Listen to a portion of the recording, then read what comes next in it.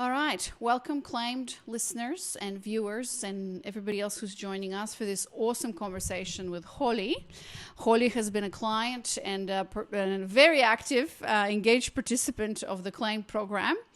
And she's seen some incredible results as she's gone through the process. And so, as usual, Holly, you're one of those women who I feel like, are so brave and so generous with your time and with your story, because I know that it's not, not everybody's doing podcast interviews and things like that. So it's quite brave and vulnerable to go out there and tell us your story and hopefully encourage some women to explore this option and explore the claim program to really see what's possible for them. So welcome, Holly. Super excited to have you here today. Thank you for having me. Yeah, awesome. So let's begin with, me too. Let's begin with you just telling us a little bit about yourself. And I know you're calling from Las Vegas. And tell us a bit about yourself and how did you find out about my work and claimed? Sure. Where do I begin? So I'll just start from last November. How about that? Yes. So I am a recovering attorney. That's what I like to call it. I used to practice the law, and I've been doing that for 7 years. And in November of last year, in the middle of the pandemic, I decided that I didn't want to do that profession anymore. It's very toxic. It's very masculine, which is fine, but it's so negative all the time, and you have to be very aggressive. And it was my dream, and I went to law school and I did the whole thing, and then I had a bit of a coming to Jesus, so to speak, about going into a profession like that and putting a lot of time and money into it, and just deciding that this was a bad transition. At the same time, I had just started a brand new relationship in the summer in the middle of COVID. And so he started dating me, and then I decided to blow up my life. And there were consequences to that. I was a bit of a mess and quite stressed out about that transition. And I hadn't really told my job yet that I had decided to do that. And so in January, that kind of came to a head. And we ended up almost breaking up. And I was still transitioning my career. And, he told me a couple of things. He just felt like I always needed to be right. I was very aggressive, just very argumentative, which works in my profession, but not in my relationships. And I literally, when we were having that really big conversation, I uttered the words, "I've heard this before." Like it was a pattern. Like I was recognizing patterns before I even came into the program. But I was like, okay, this is an issue. And he handed me, I was like, well, what do I need to work on? Like, how do I fix this? So I told him, like, I'm not sure what to do, right? And we went off, we didn't talk for about 2 weeks. And we got back together. And I was like, well, what do you think? And he handed me David Data's book. And he's like, this is kind of what I've been talking about. He had talked about energies and masculine and feminine. And of course, right away, I was immediately offended because I was like, oh, how dare you tell me I'm not feminine enough or masculine enough, which isn't really what he was doing. He was very quite nice about it. But I had never really heard of these concepts. I read the book and I had a lot of questions and I didn't know how to answer them. And I didn't necessarily want to have a big conversation with him about it. I actually tried and I realized maybe that wasn't the route to go. We have talked about it, but I needed a woman's perspective. So in about like February or March of last year, I started Googling female perspective on masculinity, female perspective on femininity, and just getting all these hits. And I found your blog and I found your videos and I started listening to your podcast. And I did your feminine embodiment flow a couple times. I watched your videos, all of them. And I was like, okay. And then I hit the mat to like 3 songs and I like cried so hard. It was amazing. And I was like, okay, this seems like this could be something. And I don't know, you had one of your snippets on your podcast and you're like, sign up. And I was like, okay. And so I did. And then I actually had my discovery call with you. I didn't sign up that day, but I signed up the next day. And so I'm going to interrupt you here for a moment because we're going to get to the discovery call because I have a specific question about that. But yeah, what a journey, Holly. And it's really interesting because I think how you came to my work is quite different from what we hear, like a typical story or a typical, woman comes into the claimed journey and the process, because normally the story is about, I was burnt out, all of this, and I was seeing all these men who are feminine men or, emotionally unavailable men. And so I started Googling, what are the patterns? What am I doing wrong? I have no idea where are all the good men.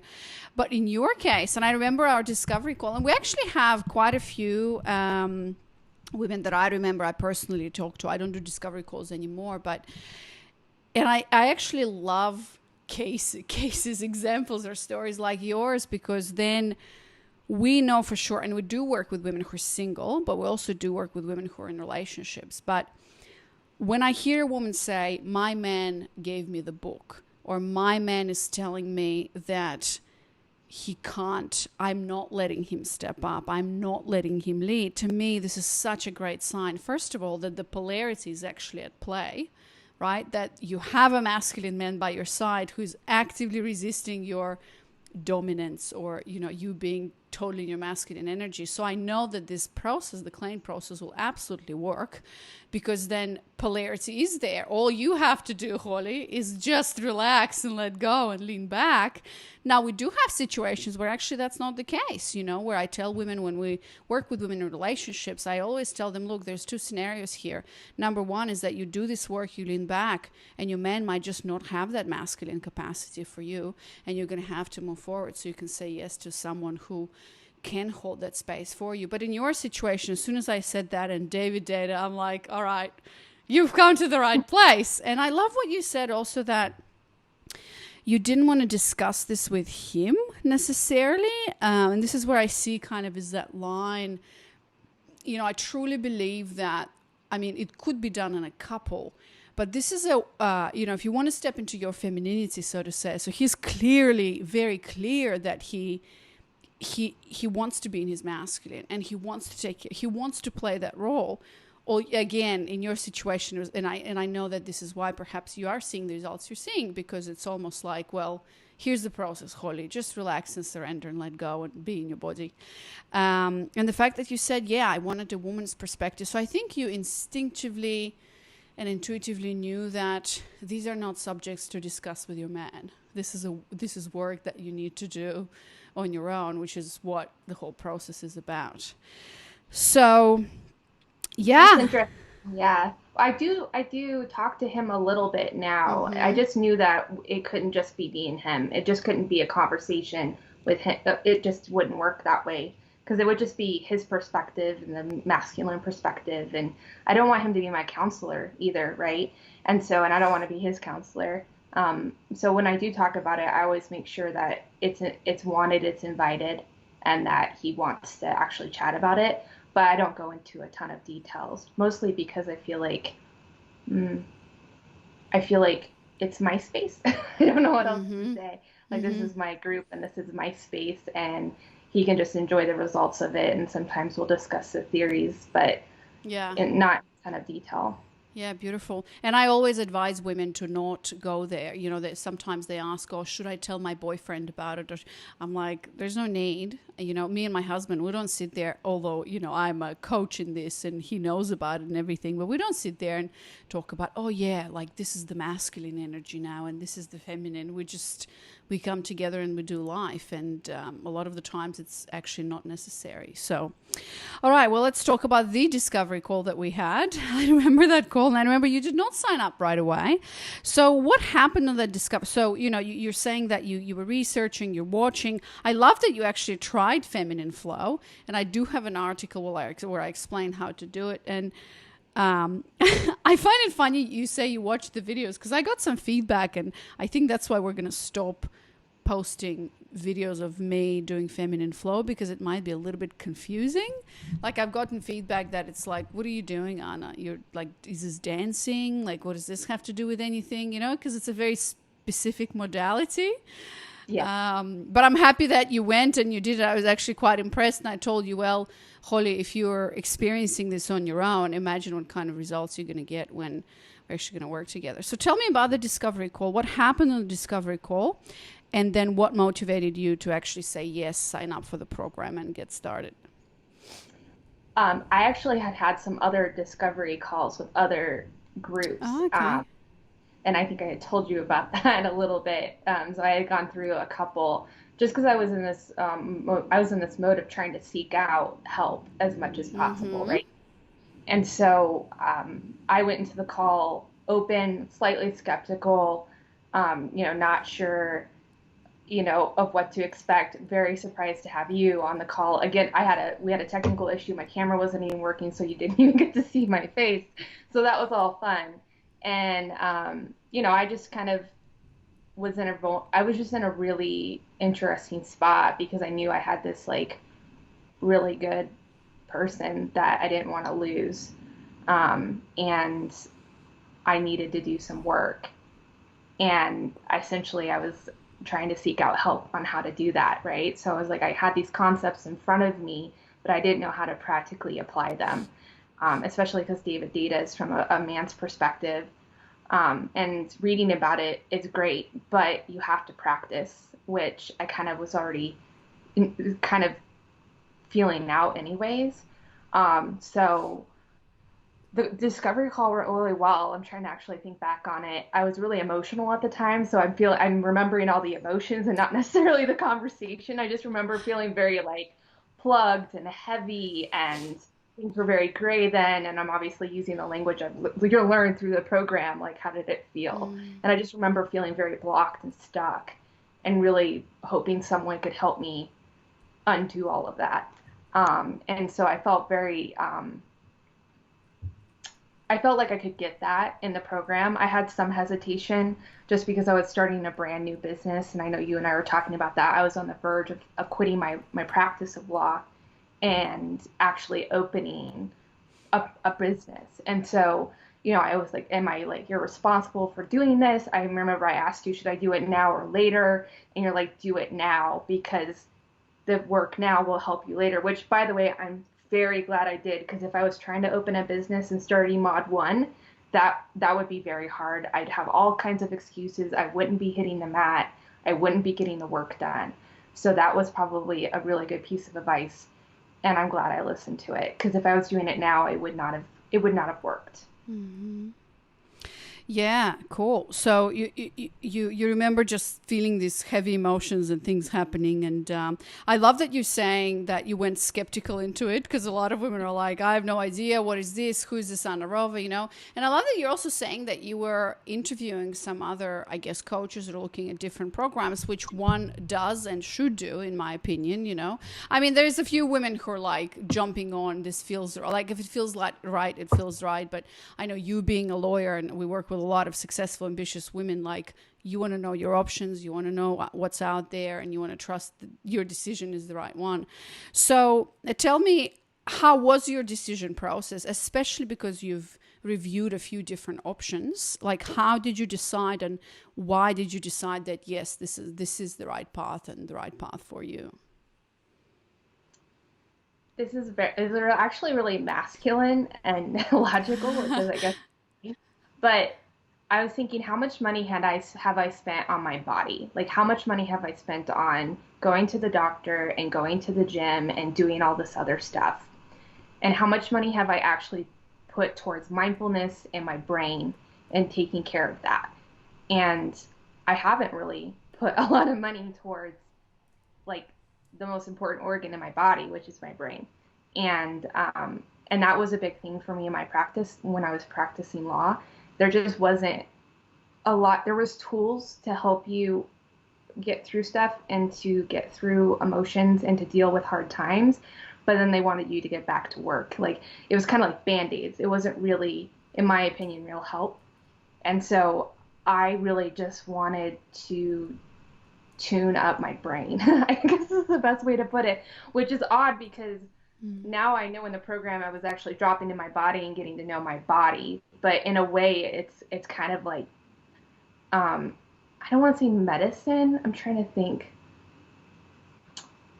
It's taking care of a part of me I've never taken care of before.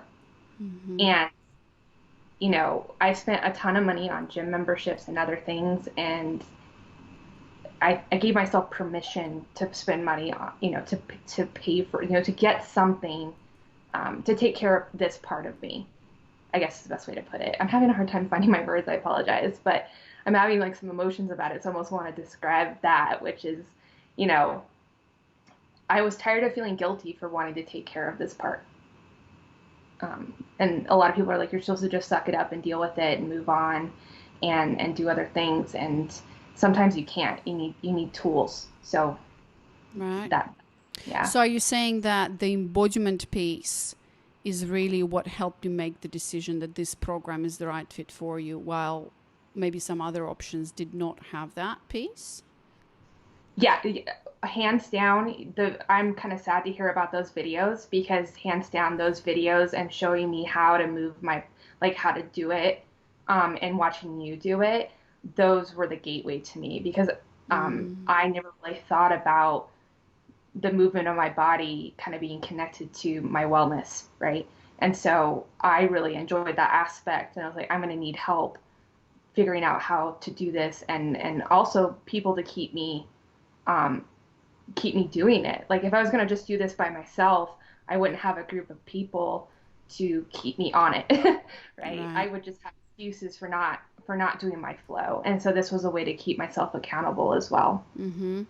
Yeah, well, in regards to those videos, I guess what I'm still trying to navigate, Holly, because feminine embodiment, it's like, I feel like it's not hard to explain. Like, obviously, there's a theory behind it because it's not like some esoteric, whatever concepts. I didn't come up with it. Obviously, the roots are in somatic therapy as well. So it's not hard to explain. It's just hard to connect it, because the program is quite unique. Because what I've done, I'm a feminine embodiment coach, so when I did my training, I just trained in feminine embodiment as a coach, right?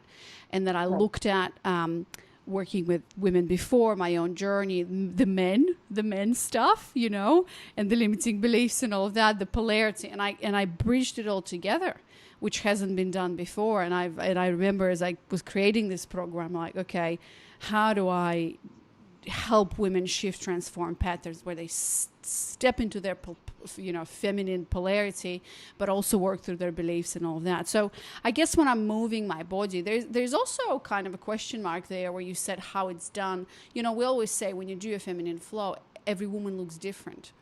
And Right. so my intention there is for a woman not to feel like she might be doing it wrong because she's not moving as me or whatever. And it's also, I just felt this feedback. Somebody told me, Anna, when I look at your Instagram, it looks like you're some voodoo witch woman who's like just like dancing, and talking about Oh, men or whatever. I was like, oh yeah, well maybe I could see how somebody could think oh. that. Like, I what mean, does this have to do with men? oh, no, Yeah. you by watching you do it, you gave me permission to do it. Does that make sense? Like, because I know somebody else was willing to do it and like is Got it. getting some value from it.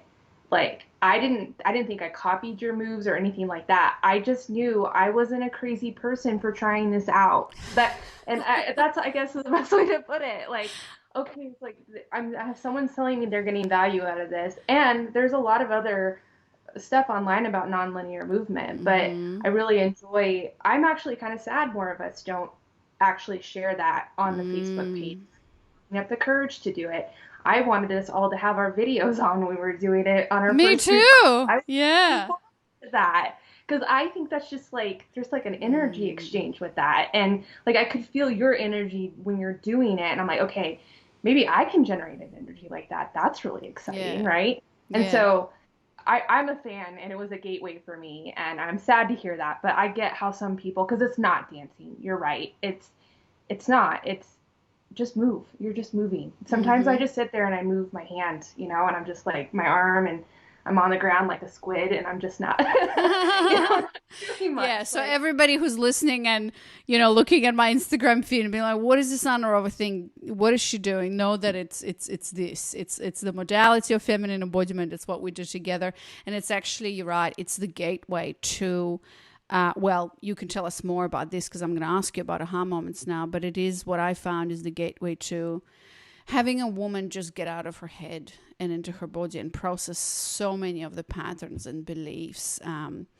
There's so much more long-term beneficial and sustainable when you do it holistically, and especially through the body and not through your mind. Because I agree with you, the mind stuff is very much a lot of the times a band-aid, because like your body doesn't catch up. You can tell yourself, and that's what I talk to women on discovery calls and in the program, you can tell yourself affirmations all day you want, but if you don't feel like you're good enough for this, or what, like if your cells are not feeling it and you're not practicing it every day, then you're not going to have that connection. And besides, it's a very masculine way, right? Like most of the personal growth stuff in the last 50 years has been written by men, for men. So I love that there are women coming up with all of these embodiment techniques and dropping deeper into the centers and whatnot.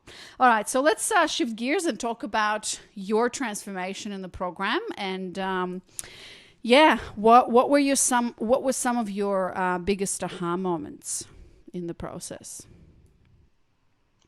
In module 1, I really, or in the first part of it, I really enjoyed, well, obviously sensitizing. I actually was one of your crazier students that did 45 minutes a day for like 3 weeks. Um, That was Stephanie. She's now our coach. Yeah. yeah. Which I really enjoyed and I think helped me really swing in and swing, really. Wait, so I call you it, did that? Sorry. You did that? I did 45 minutes for 3 weeks. No way. Every day. I Yeah, didn't know that. You didn't share that in the group.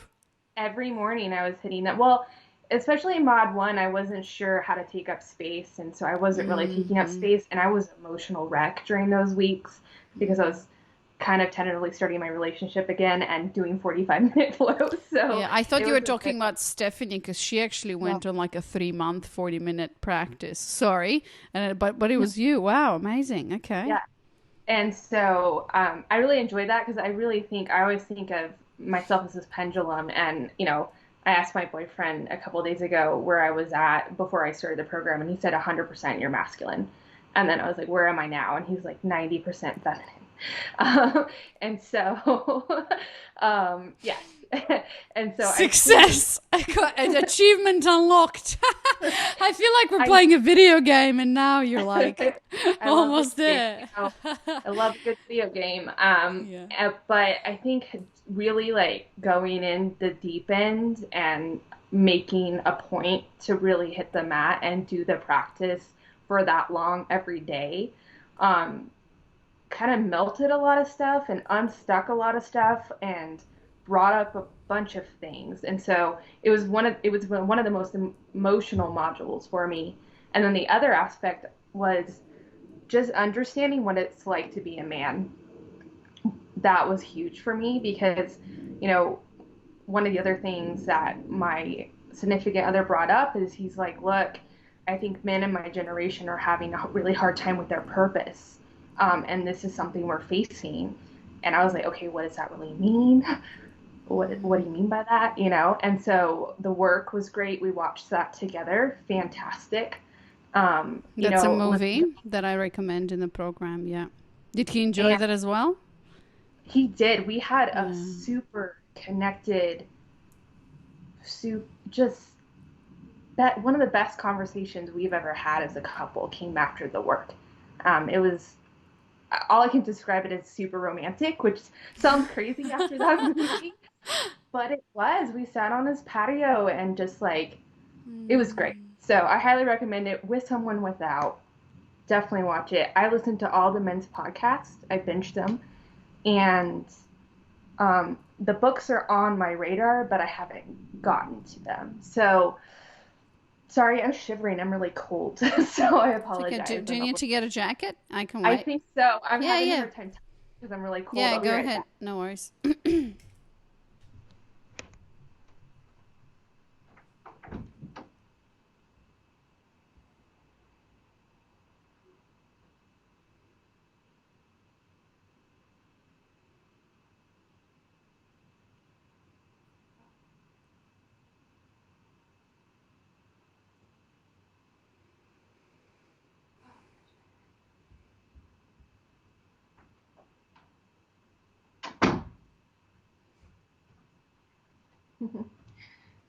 you'll be happy to see it's a blazer because I'm listening to all your.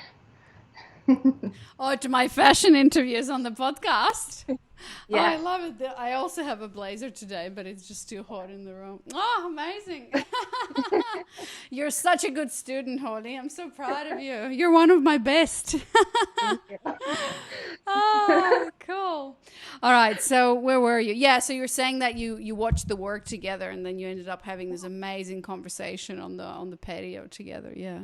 Yeah, it was fantastic. And so just the perspective from men, because it's, and I read The Queen's Code and The Keys to the Kingdom by Alison Armstrong as well, which is, women are often pretending that men are hairy women misbehaving, and we're like, why aren't they acting that way? Well, because we're expecting them to act like a woman would act, right? And they're just different people, or masculine and feminine. Obviously, you can be a feminine embodied person and not be a gender, right? It's not necessarily gender specific, but some people just have different essences, different cores, and they're going to come at life in a different way. And that was a huge realization for me, and I really enjoyed seeing that aspect. And it was a really good window into how to relate to my significant other that I think brought another level to the relationship. So that's kind of been the beginning. And then obviously the limiting belief practice um, was just huge. Even my therapist was like, I'm so glad you're doing this. She was really happy with that work. She's like, a lot of people don't tackle this. And I was like, there's like a whole program for it. Mm. So, What were and some of your biggest ones? so the biggest one, which I put into the Facebook group, was that I always assume people are going to disappoint me, everyone, especially the men I date.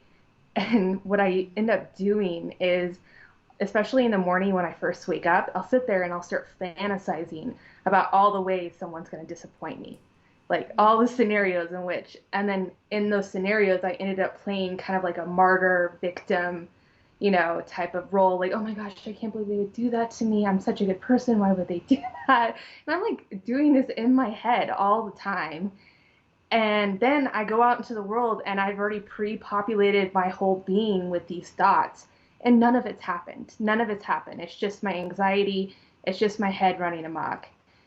And then I end up waiting to see if somebody lives up to my fantasy that I've created. It's almost like I put this in the group, like a dopamine hit from imagining all these scenarios, which I guess is the payoff, right? Mm-hmm. And then and then I just like go into the world with these things inside me. And then when people end up living up to that, I'm like, I was right. Of course they were going to do that, right?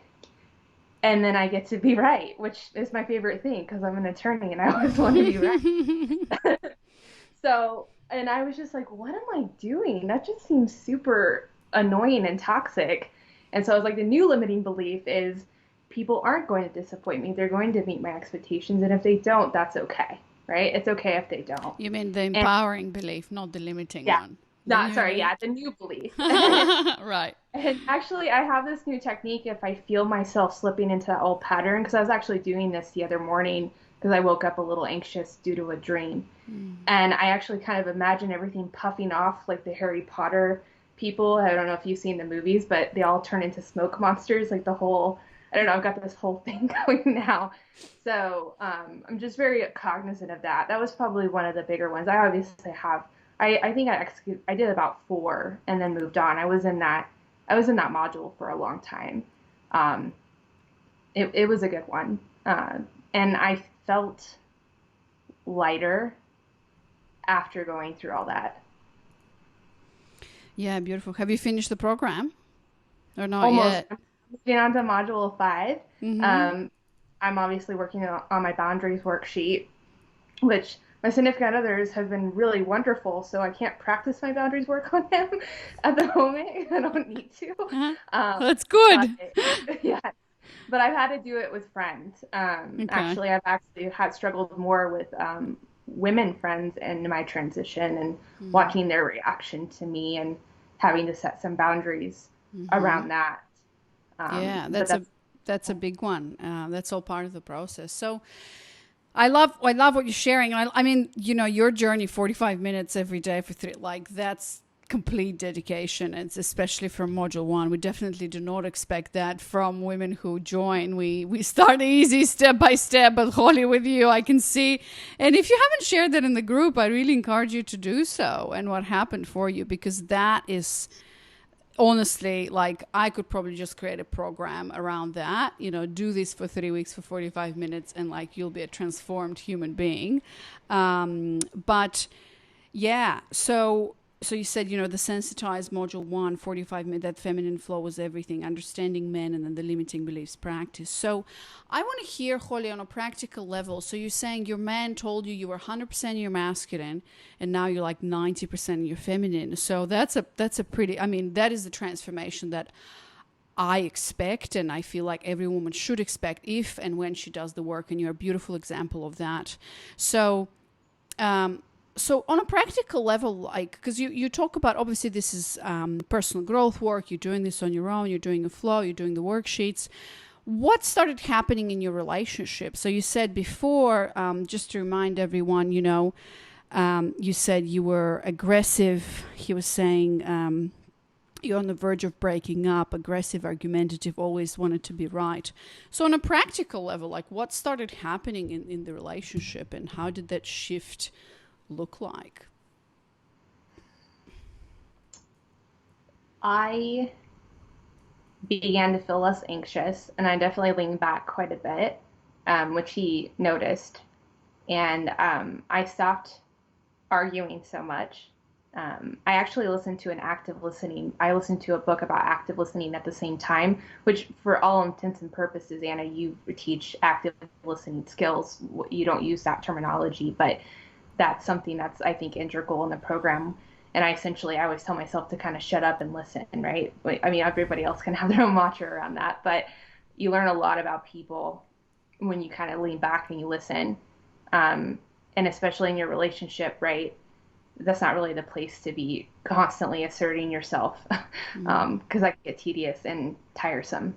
So I started listening more, and I would journal a lot in order to help me get through some of the harder stuff. Sometimes I'd be a little bit challenged or triggered, and I actually would just do flows at his house if I felt quite overwhelmed, so that I could come back to him without giving him the full what's going on. And it just got lovely. I don't know how else to explain it. Like, he made a lot of, started planning things ahead of time, like asking me to come to the christening for his nephew. And we just did a wine trip with his family in Paso. And, like, I didn't have to worry about whether he was actually going to plan things the next week. I just kind of knew he was going to want to see me. I don't know. There was like a security and a safety that started to form. And I stopped just like stressing about, oh my gosh, is he going to ask me to move in? Why hasn't he like, like, why isn't he going on more dates? Like, why is he only seeing me 2 times a week? Like, so our schedule tends to be, we have dates and they're scheduled each week. When I first started dating him, I was quite annoyed by it. And I thought, oh, well, if he doesn't spontaneous and want to see me, it means he doesn't love me, right? But in some ways it's kind of nice because we know we're going to see each other on Wednesday and Saturday. And the other time is for me and the other time is for him, and he can do his thing and I can do my thing. And when I really noticed it was changing is when he voluntarily was like, I want to see you for lunch tomorrow, or I want to see you an extra night. That's when I was like, okay, this is shifting, right? And just wanting to see me a little bit more. And they're small steps. Do I know any of the other stuff about moving it? No. And I'm not necessarily going to initiate. He knows my desire. He knows I eventually want to live with my significant other. But it's his house, and I'm not going to invite myself into it, And then even if I did, I knew I would feel a little insecure about whether he really wanted me there, to be frank. And I will just admit that, And I wouldn't have admitted that like 3 months ago, but that's the truth of it, right? So it just kind of became lovely and sexier. I did my boudoir shoot. Yes, you did. Yes, that's module 3 assignment. Yeah. And I got a photographer and I got all done up and I shared one of the photos with you ladies. And by the way, that's his favorite one. Oh. So, and it's in his office on his desk because he works What? from home. I love it. Oh, oh my So, gosh. Yeah. yeah, he just showed me that the other day. It was really cute. He like Mm. chose his favorites in there. Anyway, so that was really fun. And my small group, because as we know in the program, we have smaller women's groups, which has been integral for me. I shared more of so the girls in that group have seen my boobs, and that's great. So we're really close. But I really love that shoot, and I ended up giving him those photos for our 1 year anniversary, which was really big. And he said he was really impressed. He's like, I can't believe you went through all this, and he hadn't gotten a gift like that before, and yeah, it was fun. And I think that I really handled that well because his gift wasn't ready yet. I guess he's doing something that's a little bit more creative and it's not ready. And I didn't get upset because he planned the date for the whole night. He took me to one of the resorts here in Las Vegas and took me to dinner and made a whole thing of it. And old me would have been like, oh, he didn't give me a present. Oh, and I would have like thrown a fit and I would have been like, but I just kind of enjoyed the night he like planned and I didn't even like think twice about it, right? And now I have a second present coming. That's the way I'm looking at it. Beautiful. Wow. Holly, it's just so beautiful to listen to you. Like that's why I love doing these interviews because, you know, I've spoken to so many women on discovery calls and I've seen so many women go through this process. And so there is this unshakable, undeniable conviction and the truth that any woman who we quote unquote diagnose on a discovery call, because there is a specific process that we go through in the beginning, asking a lot of questions to make sure that this is the right fit for the woman on the call. And if it is, then we proceed to, okay, we think this is the right fit. What are your questions? Because we do not offer the program to everyone. And that's why the success rate is so high. But, just hearing your story just further solidifies why am I doing what I'm doing and that the process works if the woman is willing to do the work. You're a beautiful example of a woman who came in, and who just took advantage of all of the tools and all of the, well, maybe not all, but, everything you had available, your practice, your support circle, your everything. You just soaked it in. And I absolutely love it. And the way you describe what happens as you go through the process, because this is really what polarity is all about. When you are with a masculine man, it's literally like, can you surrender? Can you get out of your head? Can you stop mulling over these questions time and time again? Why is he not, asking or seeing me more? All of that is so much in here. And so when women do the practice, that's what the whole journey is all about. If we can just learn to lean back, and a lot of this, you started with anxiety. A lot of women have anxiety about men and relationships and all of that. And so that's why I love Feminine Flow and the embodiment practice, because it really gives you a tool that and I love that you said, I journal, like whenever shit comes up. That's what I do. When my shit comes up, I don't go to my man. In fact, he's probably the last person that I actually want to talk to. I'm like, what are the tools that I have? Okay, I need to journal. I need to do my flow. I need to talk to someone else, maybe a woman, maybe some, my support circle, my coach, if I have one. So super, super proud of you, Holly. Thank you so much for sharing your story. Now we're going to end with, a question. Let's say there are women who are listening or watching this who have been or who are currently in the situation where you have been, who are maybe are recovering, well, maybe not attorneys or lawyers, but are just recovering from their uber masculine, uber stressful, aggressive job and are really seeing how that affects their relationships and dynamics with men.